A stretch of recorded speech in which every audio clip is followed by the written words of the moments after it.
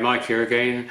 This morning when I went to start the car, I had a warning notice on the screen telling me that the battery needs to be replaced.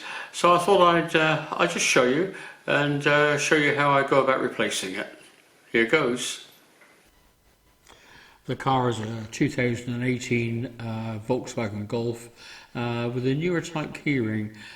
You can tell the different types by the logo on the back.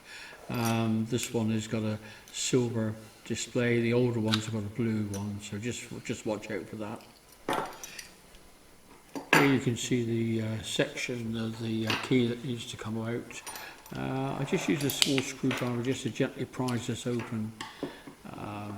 It should come out without too much difficulty. And inside there you can see the battery. Just get a small screwdriver and just release it like that. And there we go. And the battery's out. It is important to replace this battery with the correct number. Here you can see it's a 2025. The 2025, the first part, the 20 refers to 20 millimeters, which is the width across, and the 25 is 2.5 millimeters, which is the thickness. But it's very easy to get this mixed up with the 2032 or even the 2016, so just be careful about that. Now it's just a question of putting in the new battery. Just make sure when you put it in that the writing is on the upper side.